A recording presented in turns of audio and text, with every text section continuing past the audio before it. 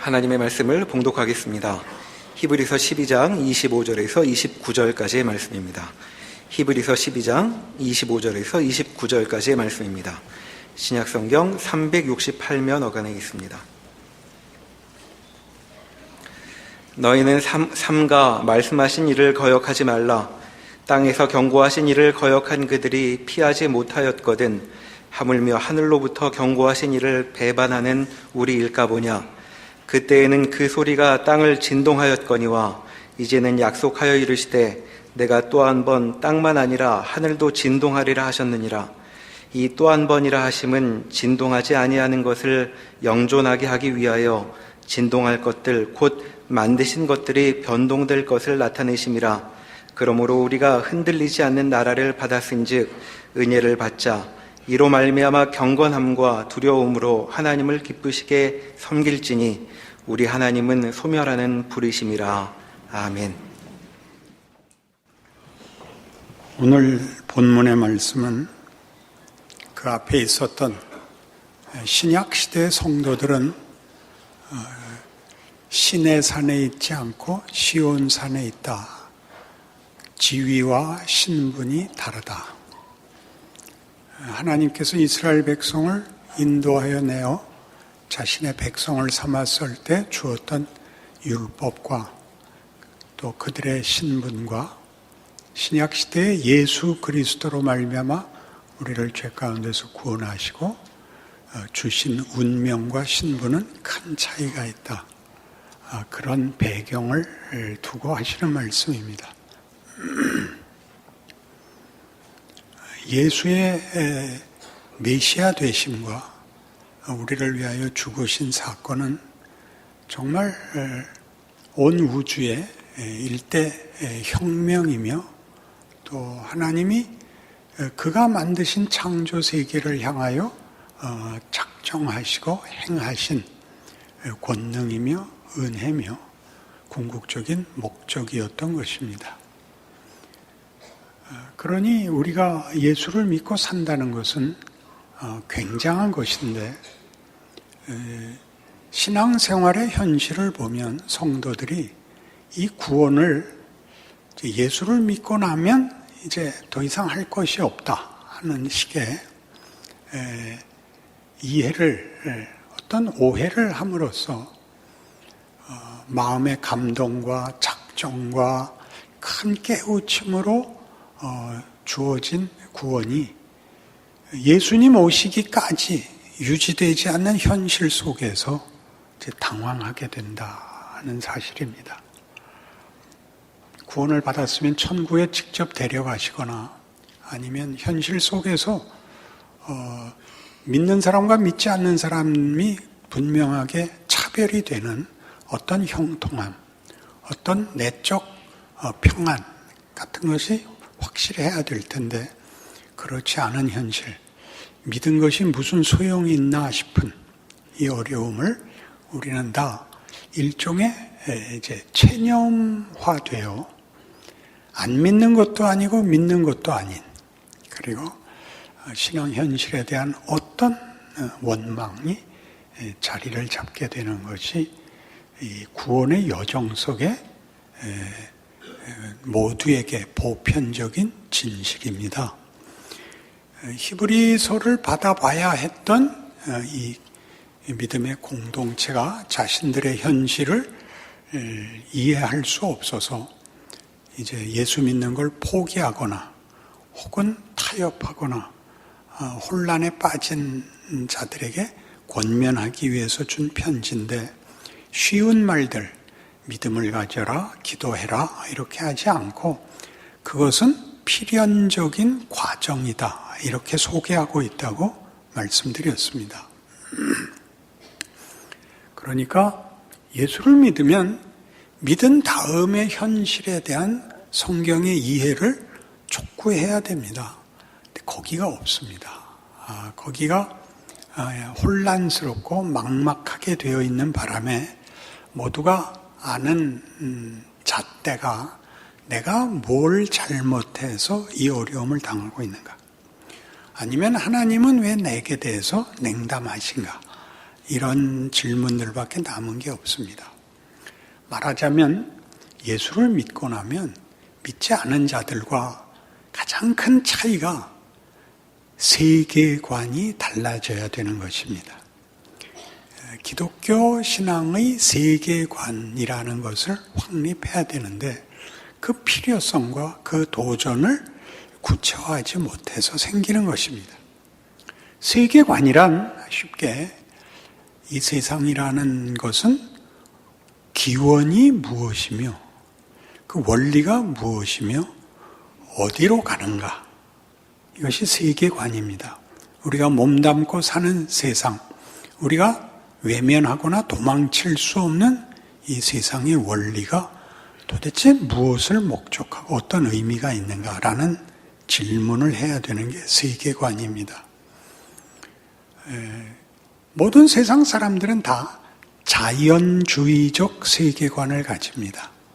자연주의적이라는 것은 세상에서 벌어지고 있는 자연 질서와 그 운명에 대한 것을 세계관으로 가질 수밖에 없습니다. 그러니까 모든 세상 사람들이 경험하는 현실에서 만들어진 자연주의적 세계관의 그 특징들은 우리가 금방 이해할 수 있는 이런 표현이죠. 생로병사. 태어나고 늙고 병들고 죽습니다. 이 생로병사라는 자연주의의 특징은 거부할 수가 없습니다. 모든 사람이 존재로 태어났고 그리고 다 죽습니다. 이 자연주의 세계관에 약점이 하나 있는데 인간이 소원하는 어떤 깊은 욕구를 만족시키지 못한다는 사실입니다. 그러나 꼭 기억하실 것은 진실입니다. 현실이고요. 그러니까 내가 거부한다고 해서 거부할 수 있는, 또 이거는 난 싫다 그래서 대안을 만들 수 없는 진실입니다. 바로 그렇게 대안을 만들 수 없다는 사실 때문에 자연주의적 세계관은 모든 인류가 저항하고 도전했습니다. 왜냐하면 허무주의가 되고 말기 때문이죠.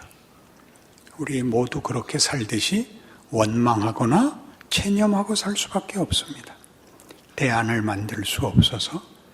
그래서 이 허무주의에 도전한 것이 인류 역사에서 가장 유명한, 가장 뚜렷한 또는 가장 가치 있는 결정이 실존주의입니다. 실존주의란 나는 죽음을 바꿔놓을 수는 없지만 살아있는 동안에는 내 주권을 내가 행사하겠다. 이게 실존주의입니다. 그러니까 허무주의를 거부하는 것입니다. 중요한 것은 대안은 만들 방법이 없었습니다. 거부할 뿐이죠. 그래서 실존주의가 힘을 가지는 것은 예를 들면 그리스 신화, 헬레니즘의 중요한 내용이기도 합니다. 그리스 문명이 가지는 그 큰 공감은 인간은 체념할 수 없다. 그 인생을 가치를 포기할 수 없다는 것인데 그런 영웅성이 그 신들의 변덕, 신들의 부도덕함에 대하여 죽음이라는 운명을 갖고 있지만 도전하는 사람들을 영웅으로 그림으로써 인간이 신보다 가치 있다라는 걸 만듭니다. 그들은 하나님을 몰랐고 인간이 죽음을 해결할 수 없는 것도 몰랐지만 말하자면 실존적으로 인간의 가치를 죽음에 도전하는, 죽음을 해결하기 위해서가 아니라 죽음을 감수하고 올바른 일에 자신을 헌신함으로써 영웅을 그렸을 것입니다. 그렇게 따지면 기독교 신앙은 죽음이라는 것이 더 이상 우리에게 힘을 쓰지 못하는 그런 운명 속에 있다는 사실로부터 출발합니다. 우리 모든 성도들이 예수를 믿는다는 것은 죽지 않고 영원히 산다는 것입니다. 그리고 그 영원히 사는 것이 예수로 말미암아 허락된 것이라는 사실입니다. 그런데 그 영원히 사는 것이 예수를 믿는 순간부터 시작되지만 그것이 우리에게 형통함을 주지 않는다는 것 때문에 당황하게 된 것이죠. 예수님이 다시 오시면 온 세상에 죄와 사망과 눈물과 한숨이 없어지고 하늘과 땅 모두가 새로운 세상을 가질 것이라는 것은 우리도 알고 있지만 거기까지 가는 긴 모두의 인생살이를 하나님이 세상이 위협하고 우리를 핍박하고 우리의 눈물을 짜내고 한숨을 쉬게 하는 현실을 겪게 한다는 사실을 이해할 수가 없는 거죠. 그러니 이제 거꾸로 하나님이 그 기간을 왜 요구하시는가 이렇게 들어와야 맞는 겁니다. 우리에게 영생을 주셨고 부활이라는 것을 이미 기본으로 시작으로 주셨는데 부활 생명을 가지고 영원한 나라를 부여받은 인생을 왜 고단한 삶을 살게 하시는가 이렇게 질문을 해야 되고 그 질문을 유도하고 그리고 하나님의 작정, 하나님의 뜻을, 하나님의 지혜와 권능을 설명하는 것이 서신서들의 모든 초점인 것입니다. 고린도전서 15장에 가시면 다 같이 찾아보셔야 됩니다.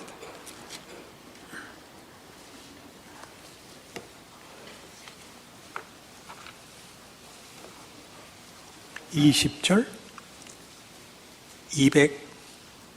282페이지입니다.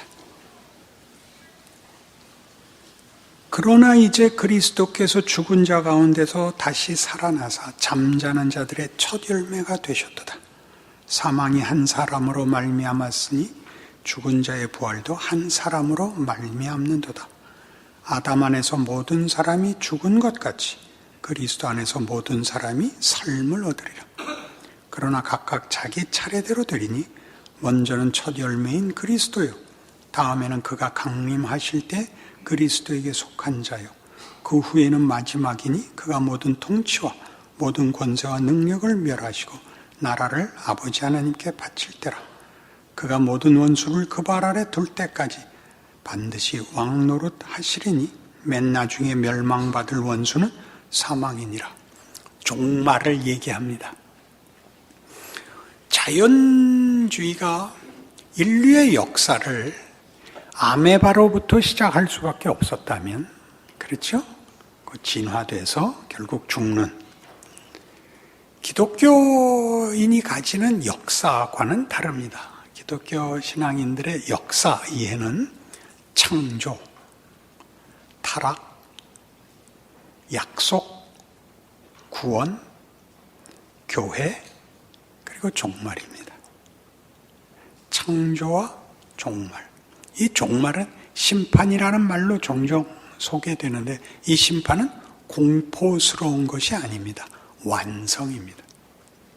이 완성을 위하여 하나님이 모든 악한 것들을 다 정리해버리는 것. 오늘 우리 본문으로는 하나님은 소멸하시는 분이라 입니다. 그것은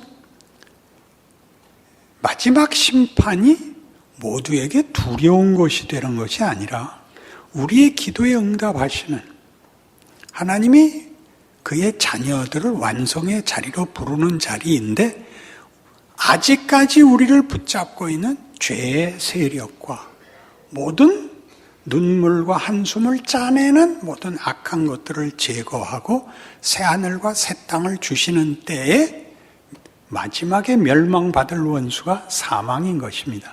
그러니 그때까지는 사망이 아직 위협적이고 우리에게 유혹적인 그런 환경 속에서 살아야 된다를 전제합니다. 하나님께서 그것들을 놔두고 예수 그리스도로 말미암아 구원한 자기 백성들을 여기서 살게 하시는 이유가 뭐냐? 이렇게 물으셔야 된다고요. 그것은 십자가에서 그런 것 같이, 십자가에서 뭘 그랬어요? 십자가의 도가 믿지 않는 자들에게는 미련한 것이요, 믿는 우리에게는 하나님의 지혜요 하나님의 권능이니라. 그러니 이것이 하나님의 뜻이고 이것이 하나님의 신비랍니다. 하나님이 우리에게 요구하시는 영광과 위대함의 필수적인 하나님의 지혜에 속하는 방법이랍니다. 그러니 이것을 따라야 됩니다. 예전에는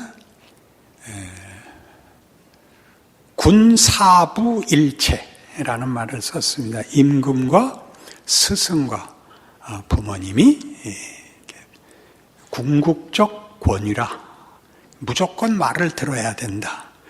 그래서 전에는 학교에서 선생님이 부모님 오라 그러면 벌 받으러 가는 마음으로 부모가 왔고, 무슨 말을 하든지 그저 제 잘못입니다, 때려서 길러주십시오 이랬었어요. 요새는 때린다 그랬다가 큰일 나는데, 요새는 다 폴리스를 부르는데 그 전에는 다 이렇게 했어요.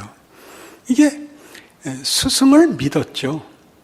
스승이 스승다웠던 시절이었을 것입니다.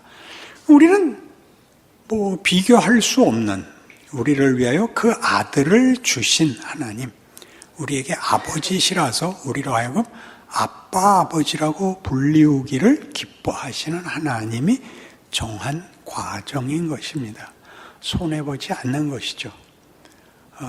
부모가 엄해야 된다라는 것은 언제나 그렇지 않지만, 엄하다는 말이 공포를 말하는 게 아니라 부모의 책임을 다해야 된다, 자식을 위해 가진 사랑의 책임을 다해야 된다 하는 면에서는 엄해야 된다는 말이 무슨 말인지 다 이해하실 것입니다. 그 길을 가고 있는 것입니다. 그래서 이 고린도전서 15장은 뒤에 50절 이하를 보시면 형제들아, 내가 이것을 말하노니 혈과 육은 하나님 나라를 이어받을 수 없고 또한 썩는 것은 썩지 아니하는 것을 유업으로 받지 못하느니라.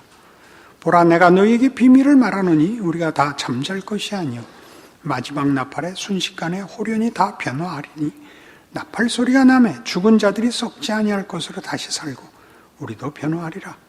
이 썩을 것이 반드시 썩지 아니할 것을 입겠고 이 죽을 것이 죽지 아니할 것을 입으리로다. 이 썩을 것이 썩지 아니함을 입고 이 죽을 것이 죽지 아니함을 입을 때에는 사망을 삼키고 이기리라고 기록된 말씀이 이루어지리라.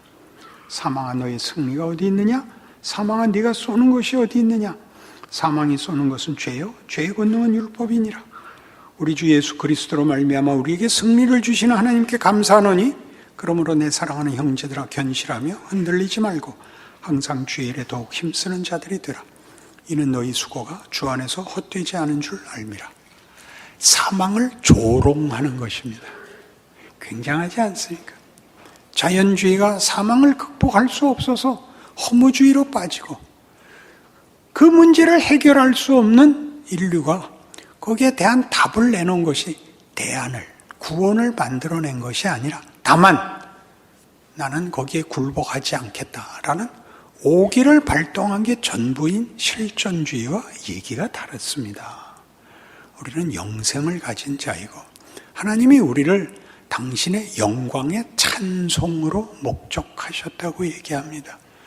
그 위대함, 우리가 하나님의 영광이 된다는 것은 하나님이 우리에게 무슨 도움을 받아서 당신의 영광을 치장하는 것이 아니라 우리의 잘 되는 것이 하나님의 자랑이 된답니다. 부모 자식 간에 알고 있는 거 아닙니까? 누구와 원수되고 싶으면 자식을 흉보면 그날로 원수가 됩니다. 똑똑하긴 한데 아버지만 못해, 이러면 그날로 끝나는 거고, 이렇게는 칭찬이 됩니다. 자식이 훨씬 낫던데 그러면 그날로 최고의 동지가 되지요. 하나님이 그러신다는 거죠. 우리에게 우리가 잘된 것이 당신의 기쁨이요 자랑이지, 우리를 겁을 주거나 우리의 덕을 보거나 우리를 위해서 뭘 하시겠다는, 우리를 손해보게 하거나 짐을 지우겠다는 뜻이 없습니다. 그러나 그게 뭘 낳죠? 하나님의 진노를 낳죠. 왜요? 타협하는 걸 용서하지 않습니다. 우상이 왜 그렇게 무섭게 지적되는가의 뜻이라 그랬죠. 타협하고 쉽게 사는 거 안 된다. 하나님, 더 이상 원하지 않습니다. 이거 하나만 해주면 내가 더 이상 불평하지 않겠습니다. 그건 하나님이 못 참는다고요. 그렇게는 안 됩니다. 그게 오늘 여기 사망을 조롱하는 것은 하나님이 우리에게 이김을 주시고 영광되게 하겠다는 뜻을 우리가 알고 있어야만 공감할 수 있습니다. 그래서 뭐라고 요구하죠? 그것이 오늘 우리에게 형통한 현실을 낳는 것이 아니라, 그러므로 내 사랑하는 형제들아 견실하며 흔들리지 말고 항상 주의 일에 더욱 힘쓰는 자들이더라. 주의 일에 힘쓰는 것은 무슨 어떤 임무가 아닙니다. 종교적 책임이 아니라 한 인간으로서의 성숙입니다. 우리에게 일어나는 일상 속에서의 모든 도전과 시험 가운데서 하나님의 사람은 어떻게 살아야 되는가라는 깨우침 혹은 실천이 생기는 것입니다. 한 사람의 위대함은 그의 가장 사소한 동작에 나타납니다. 표정, 손짓 하나, 누구를 쳐다보는 눈빛, 이런 것들이 그 사람의 모든 것을 얘기합니다. 우리는 인사말을 그지같이 하잖아요. 미운 소리를 하는 것이 가까운 사이라는 증거인, 아무리 미운 소리를 해도 통하는 사이다, 이런 뜻이죠. 그걸 미운 소리를 해서 가깝지 말고 그 말을 듣는 것이 기쁘고 반갑고 그 집에 가서 생각이 나게 해야죠. 우리는 고등학교 동창회하고 돌아오면 내 이제 다시는 안 간다 이렇게 되잖아요. 옛날 얘기하죠. 너 그때 내 시험지 보고 너 통과됐잖아. 그딴 소리나 하고 그런 건 잊어야죠. 생각해보니까 내가 그때 너한테 참 고맙단 말 못했어. 이런 말들을 해야죠. 이런 것들이 신앙입니다. 하나님이 우리를 다른 존재를 만들고 다른 존재인 것이 모든 사소한 곳에서부터 나타나야죠. 왜 뜻밖의 꿈을 꾸세요? 트럼프에게 전도를 하겠다든가 시진핑을 전도사로 만들겠다, 이런 쓸데없는 꿈을 꾸는 바람에 해야 되는 자리, 오늘의 나를 못 살고 있잖아요. 오늘의 나를. 그래서 성경은 오늘 본문에 있듯이 뭐라 그래요?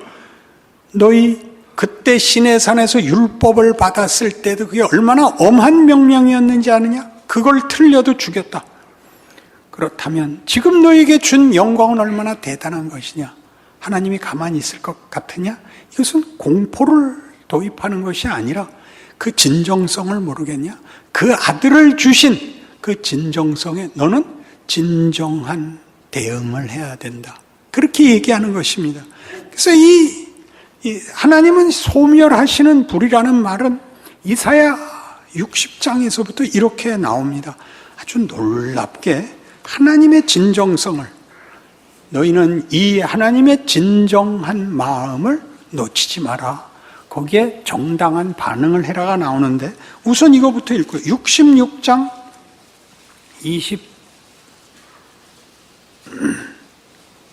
22절부터 보죠. 내가 지을, 구약성경 1049페이지, 1048페이지나 9페이지쯤 될 겁니다. 이사야 66장 22절. 내가 지을 새 하늘과 새 땅이 내 앞에 항상 있는 것 같이 너희 자손과 너희 이름이 항상 있으리라. 여호와의 말이니라. 이 너희에다 자기의 이름 써놓으면 되는 거예요. 그래놓고 여호와가 말하노라. 매월 초하루와 매 안식일에 모든 혈육이 내 앞에 나와 예배하리라. 그들이 나가서 내게 패역한 자들의 시체들을 볼 것이라. 그 벌레가 죽지 아니하며 그 불이 꺼지지 아니하며 모든 혈육에게 가증함이 되리라. 이 이사야 66장 끝에 이렇게 겁나는 말을 썼을까요? 나를 거역한 자들, 패역한 자들의 시체를 보고 그 시체를 불태우는 불이 영원히 꺼지지 아니하리라. 이런 말이 얼마나 무서워요. 그러나 이사야는 60장부터 하나님의 꿈을 노래하는 장들입니다. 하나님이 인류 역사에 대하여, 창조 세계에 대하여 어떤 뜻을, 목적을, 그리고 진정성을 가지고 있느냐입니다. 저랑 같이 따라 보십시다. 60장 보세요. 제가 읽죠. 60장 1절. 일어나라, 빛을 발하라. 이는 내 빛이 이르렀고 여호와의 영광이 내 위에 임하였음이니라. 보라, 어둠이 땅을 덮을 것이며 캄캄함이 만민을 가리려니와 오직 여호와께서 내 위에 임하실 것이며 그의 영광이 내 위에 나타나리라. 나라들은 내 빛으로, 왕들은 비치는 내 광명으로 나오리라. 61장 1절. 주 여호와의 영이 내게 내리셨으니 이는 여호와께서 내게 기름을 부으사 가난한 자에게 아름다운 소식을 전하게 하려 하심이라. 나를 보내사 마음이 상한 자를 고치며 포로된 자에게 자유를, 갇힌 자에게 노임을 선포하며 여호와의 은혜의 해와 우리 하나님의 보복의 날을 선포하여 모든 슬픈 자를 위로할 것이라. 62장 1절. 나는 시온의 의가 빛같이 예루살렘의 구원이 횃불같이 나타나도록 시온을 위하여 잠잠하지 아니하며 예루살렘을 위하여 쉬지 아니할 것인즉 이방 나라들이 네 공의를 무도왕이 다 네 영광을 볼 것이요 너는 여호와의 입으로 정하실 새 이름으로 일컬음이 될 것이라. 63장. 에돔에서 오는 이 누구며 붉은 옷을 입고 보스라에서 오는 이 누구냐? 그의 화려한 의복 큰 능력으로 걷는 이가 누구냐? 그는 나이니 공의를 말하는 이요 구원하는 능력을 가진 이니라. 64장 1절. 원하건대 주는 하늘을 가르고 강림하시고 주 앞에서 산들이 진동하기를 불이 섭을 사르며 불이 물을 끓임 같게 하사 주의 원수들이 주의 이름을 알게 하시며 이방 나라들로 주 앞에 떨게 하옵소서. 65장 1절. 나는 나를 구하지 아니하던 자에게 물음을 받았으며 나를 찾지 아니하던 자에게 찾아냄이 되었으며 내 이름을 부르지 아니하던 나라에게 내가 여기 있노라 내가 여기 있노라 하였노라. 66장 1절. 여호와께서 이같이 말씀하시되 하늘은 나의 보좌여 땅은 나의 발판이니 너희가 나를 위해 무슨 집을 지으랴? 내가 안식할 처소가 어디랴? 나 여호와가 말하노라. 내 손이 이 모든 것을 지었으므로 그들이 생겼느니라. 무릇 마음이 가난하고 심령에 통회하며 내 말을 듣고 떠는 자 그 사람은 내가 돌보리라. 이 모든 60장대는 다 하나님이 인류 역사와 모든 인류에게 하시는 은혜로운 말씀입니다. 내가 창조주다. 내가 창조를 실패하겠느냐? 내가 만든 자들의 운명을 내가 망하도록 눈물로 끝낼 것 같으냐? 그게 하나님이냐? 그렇다면 본문으로 돌아오셔서 그래서 오늘 히브리서 12장 마지막이 우리 하나님은 소멸하는 불이라 이렇게 소개되는 것이 그의 진정성과 그의 타는 마음, 그의 창조세계를 완성하시며 자기의 형상으로 만든 인류에 대한 아버지의 심정을 토로하는 것처럼 오늘 읽은 본문의 24절 보시면 새 언약의 중보이신 예수와 및 아벨의 피보다 더 나은 것을 말하는 뿌린 피, 예수로 말미암는 새 언약, 그 창조를 회복하시고 완성하시는 하나님의 일하심의 진정성이 여기 언약의 피와 소멸하는 불로 소개되고 있습니다. 너희는 힘을 다하여 하나님이 너희에게 목적하고 뜻하시는 바를 너희 오늘 하루에 채워라. 그것이 너에게 영광이며 위대함이며 하나님이 원하는 십자가의 길이다. 그것은 하나님의 권능이요 하나님의 지혜다. 위대해져라. 자책하는 날이 있을 것이다. 그러나 그것이 운명이 되게 하지 마라. 일어나라. 일어나라. 아침에 눈을 뜨거든 오늘은 더 위대하게 살리라. 그런 작정 속에 일어나라. 기도하십시다. 하나님 아버지, 하나님의 진정성과 사랑과 분내심을 확인하였으니 우리의 인생을 체념하거나 원망하는 것으로 허송세월하지 말게 하옵소서. 사망을 이긴 존재가 되었으니 살아있는 동안에 만들어야 할 책임 있는 길을 걷게 하시며 하루마다 더 나아진 어제보다 나은 오늘을 사는 자 되게 하심으로 하나님의 살아계심과 하나님의 명예가 걸린 자신의 인생을 살아내는 우리 모두가 되게 하옵소서. 우리 자신을 위하여 하나님이 보내신 이 세상과 이웃을 위하여 그리 하옵소서. 예수님 이름으로 기도합니다. 아멘.